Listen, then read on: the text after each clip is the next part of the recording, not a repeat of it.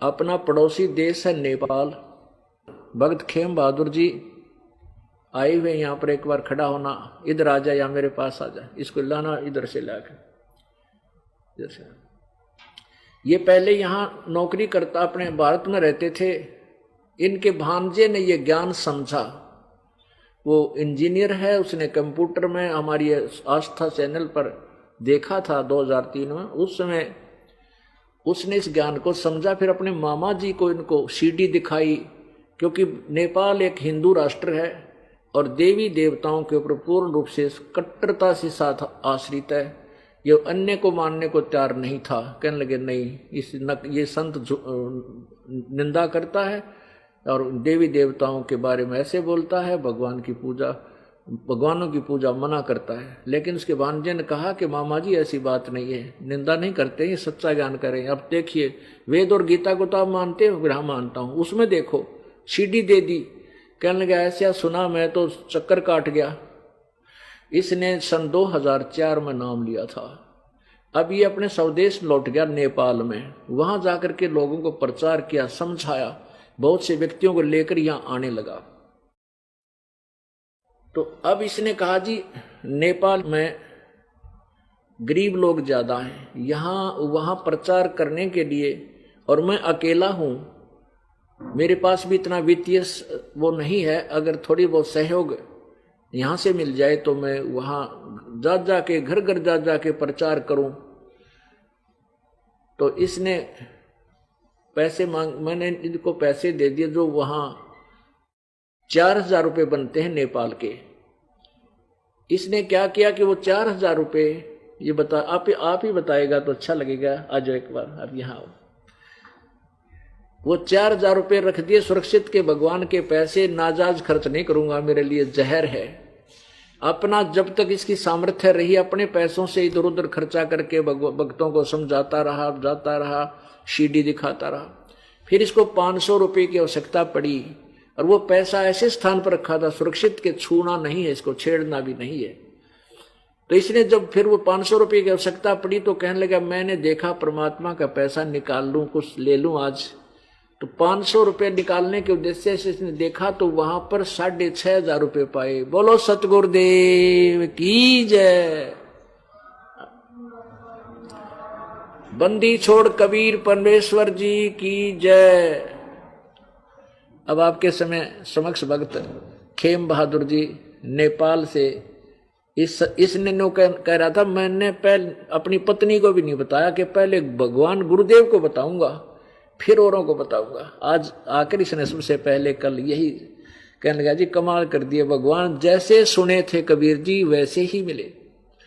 इतनी भक्ति हम करते थे, इतनी उम्र होगी आज तक ऐसे चमत्कार कभी सपने में भी नहीं सोचे थे भगवान ऐसा कर देता है। सुना करते थे, आज करके दिखा दिया। अब ये अपने मुख से आपको आप बीती बताएंगे खेम बहादुर जी। सत साहिब, मैं पूर्ण परमात्मा कबीर साहिब परमेश्वर के चरणों में आकर के बहुत धन्य समझा हूँ। और ऐसे परमात्मा हमने 28 साल खोज किया, 28 साल में झूठे गुरुओं के पास फंसे। उसके बाद परमात्मा का एक भक्त मिला, उस भक्त ने हमको प्रश्न किया, उस प्रश्न का उत्तर हम दे नहीं पाया, तो हमने सोचा ये अवश्य गुरु बहुत बड़ा होंगे, आज तक ऐसा प्रश्न किसी ने नहीं किया। तो मेरे हृदय में चोट सा लगी, पूर्ण परमात्मा का नाम क्या है? उस भक्त ने बोला कि मेरे को तो पूर्ण परमात्मा का नाम कोई 22 गुरु दिया है, किसी ने भी परिचय नहीं दिया, मैं इसको लिए असंभव है, मैं जान नहीं सकता, आप ही बताइए वो गुरु कहाँ है, वो परमात्मा कहाँ है, वो परमात्मा कहाँ रहता है? तब वो बोले ये आदेश ले लो, गुरु महाराज जी करोथा में रामपाल जी साक्षात पूर्ण ब्रह्मों का कवि साहेब बन करके कवि साहेब उनके हृदय में आए हैं।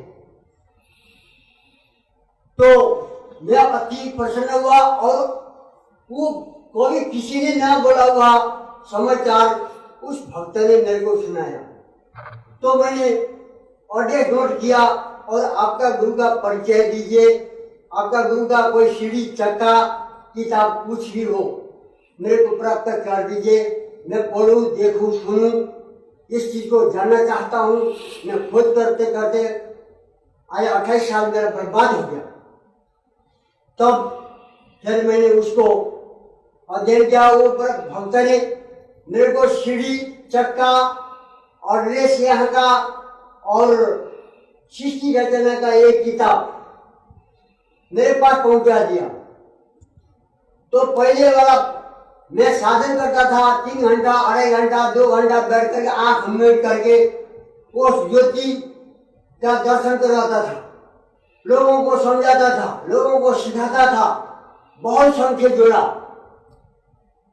तो मैं उस दिन जब उसे खबर मिला उस दिन से मेरा मन वहां से हट गया। मैं सृष्टि रचना पढ़ा, 3-4 बार पढ़ा, परमात्मा का लिखा हुआ, पूर्ण ब्रह्म कबीर साहब का लिखा हुआ संदेश को पढ़ करके मैं उसको पीछे मुड़ करके भी देखना मन नहीं करता। आज कोई देवी देवताओं का किसी की तरफ भी मेरा मन नहीं लगता, केवल अपना परमेश्वर सदगुरु परमात्मा के अलावा और को मन नहीं लगता। इसी करके मैं ये चाहता हूँ सारे विश्व में, हमारा खाली नेपाल में नहीं, सारे विश्व में ये प्रचार, पूर्ण परमात्मा का प्रचार दुनिया, गुरु भाई बहन, बुजुर्ग, बच्चा, कोई भी हो, तन मन धन दे करके प्रचार करें। और हमारे नेपाल में भी बहुत, मैं अकेला था, मैं रोता था, मैं अकेला हूँ परमात्मा, मैं कैसा कि प्रचार करूं। झूठे गुरु को तो मैं बहुत प्रचार किया हूँ। आप तो पूर्ण परमात्मा, आपका ज्ञान इतना तत्व ज्ञान, सच्चा ज्ञान मिल करके मैं चुप करके मैं नहीं बैठने वाला। मेरे को कुछ आज्ञा दीजिए प्रचार के लिए, मैं प्रचार करना चाहता हूँ। तब मैंने परमात्मा से आदेश की, परमात्मा को खुद ही बोला मैंने, महाराज जी मेरे को कोई सेवा दीजिए, मैं प्रचार करना चाहता हूँ। मैं छोटा हूँ, गरीब भी हूँ, पर मेरा जितना भावना है मैं उतना सेवा भी करूँ, घर में बाल बच्चा भी पालूं, प्रचार भी करूँ, खेती बाड़ी भी करूँ, सारा काम निभाते हुए जितना हो सके परमात्मा करेंगे। हम तो निमित्त है, हम करने वाला कुछ नहीं है, सब परमात्मा कराते हैं। पूर्ण ब्रह्म कबीर साहब को हमारा पूर्व जन्म में कुछ किया हुआ था, तो परमात्मा हमको लेने के लिए, हमारे को समझाने के लिए, हमारे को उतारने के लिए आए हैं। ये मौका कोई भी बहन भाई कोई भी हो धूमधाम से प्रचार करें, खुशी के साथ करें। परमात्मा बहुत भाग्य से मिले हैं। मैं एक बात और सुनाना चाहता हूँ। एक घटी परमात्मा का एक लीला देखा मैंने, प्रचार कर रहा था परमात्मा से, मैंने 5,000 रुपये परमात्मा को मैंने बोला, परमात्मा मेरे को प्रचार करना है, 1,000 दीजिए। बोला बेटा तू 1,000 क्या करेगा, 5,000 ले जा। तो परमात्मा ने 5,000 दिए थे, मैं लेके गया, 1,000 रुपया खर्चा करा। उसके बाद 4,000 रुपया, 5,000 में 4,000 रुपया मैंने एक डब्बे में अलग से लुका के छिपा के रखा। ये परमात्मा का पैसा है, ये प्रचार के लिए पता नहीं कब जरूरत पड़े, इसको संभाल के अलग से रखूंगा, कोई चोरी ना लगे, कोई घर के बाल बच्चे ना देखे। इस हिसाब से एक डब्बे में बंद करके रखा था 4,000। एक दिन मेरे को प्रचार करने के लिए जाना लगा, मेरे जेब में पैसा नहीं था। तब मैंने सोचा आज परमात्मा का जो रखा पैसा है, प्रचार के लिए जाना है, 500 रुपया मैं निकाल लूं। जब मैं जाके देखा, खोला डब्बी हजार हजार का और 500 नोट 6500 रुपया मिला। मैंने वहीं पर के रोया, परमात्मा आपने ये लीला किया है, मेरे को ऐसा कोई भी नहीं हुआ। पैसा तो मैंने बहुत बहुत दिन रखा हुआ था, कभी ऐसा पैसा एक पैसा भी बढ़ता नहीं होता था। हजारों हजार रुपया रखता था, लेकिन एक पैसा भी बढ़ा नहीं, एक रुपया नहीं बढ़ा था। आज ये लीला है, ये कौतुक कहां से हुआ? मैं वहीं पर करके रोया, याद किया अपने प्रभु परमात्मा को याद किया, और मेरे दिल में फिर सोचा मैंने ये बिहार किसी को बताऊंगा नहीं, बताऊंगा भी कोई मानेगा नहीं।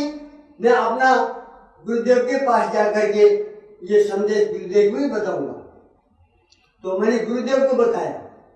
गुरुदेव के बताने के बाद ही मैं अब ये मौका मिल रहा है आप लोगों को सुनाने के लिए। आप सच्चे मन से, तन मन से आप लोग इसी भावना से करेंगे तो सुख देने वाले परमात्मा हमने इस जीवन में पाया है, हम अति सुखी हो जाएंगे।